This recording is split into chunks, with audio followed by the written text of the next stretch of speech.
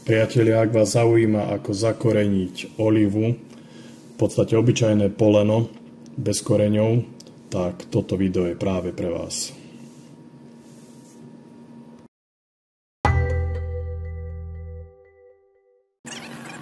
Všetko to v podstate začalo tým, že mali sme dva kusy veľkých olív, ktorá jedna bola v takomto veľkom kontajneri, dokopy to mohlo mať 200 kg, bola problematická s tým manipulácia.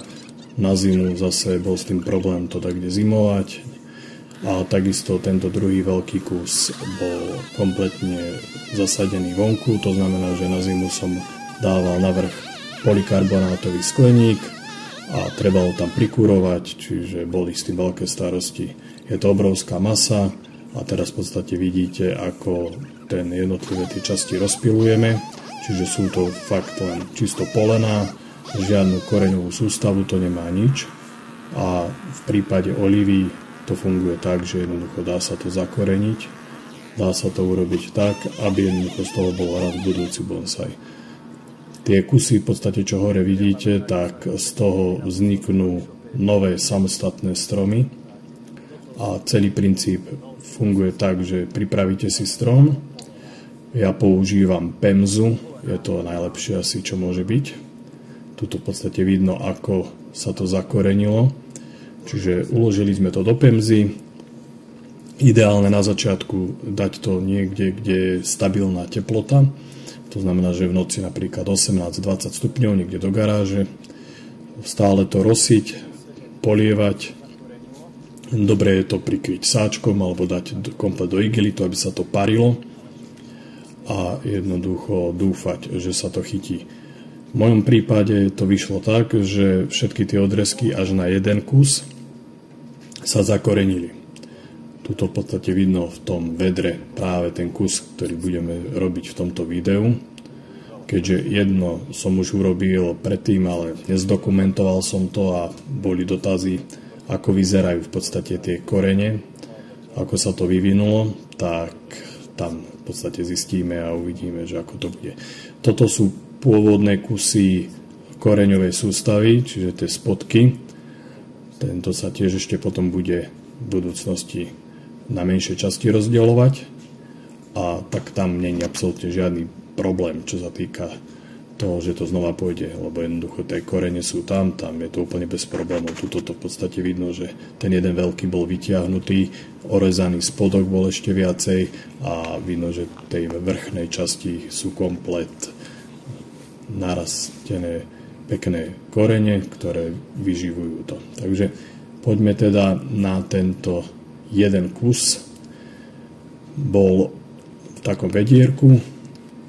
To vedro som radšej pre istotu rozrezal, aby som to neťahal smerom hore, lebo tie korene môžu byť také ešte slabšie, jemnejšie, tak aby som ich neobtrhal, tak som si v podstate to vedro dal na dve časti, aby sa to dalo ľahko vytiahnuť z toho.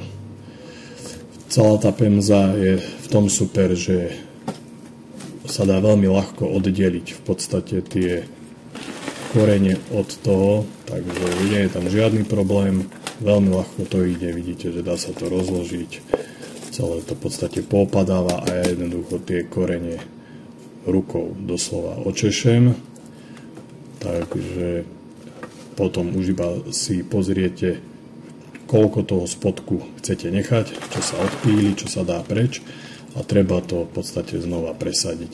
Ideálna doba je, keď je proste už teplejšie. Potom samozrejme po tom presadení tak zase nie dávať to úplne na plné slnko, pravidelne rosiť, pravidelne polievať, aby jednoducho sa to ujalo. Tuto vidíte, že dávam preč tú pemzu. V podstate pemza je dosť lacný materiál a príde mi ako celkom fajn. Je veľmi vzdušný, takže je vhodný na toto použitie.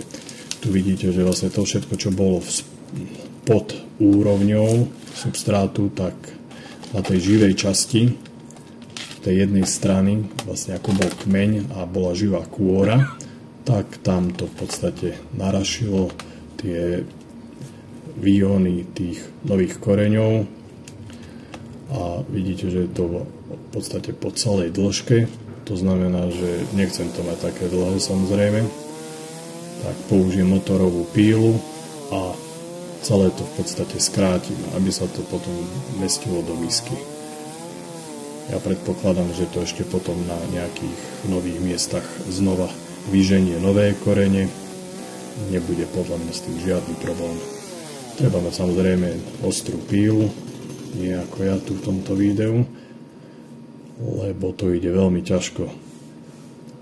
Drevo olivy je mimoriadne hutné, tvrdé, takže ide to trošku ťažšie, čo sa týka pílenia. No, čiže ten v podstate kmeň si môžem takto postaviť a dať do misky, ukotviť, najlepšie naskrutkovať skrutky do kmeňa a o to uchytiť druhotom zo spodu o misku. Čiže máte v podstate hotový bonsai alebo pre bonsai do budúcna. Samozrejme s týmto drevom treba pracovať, treba odfrezovať, odľahčiť, prevzdušniť, urobiť mu nejakú peknú štruktúru, aby to dobre vyzeralo.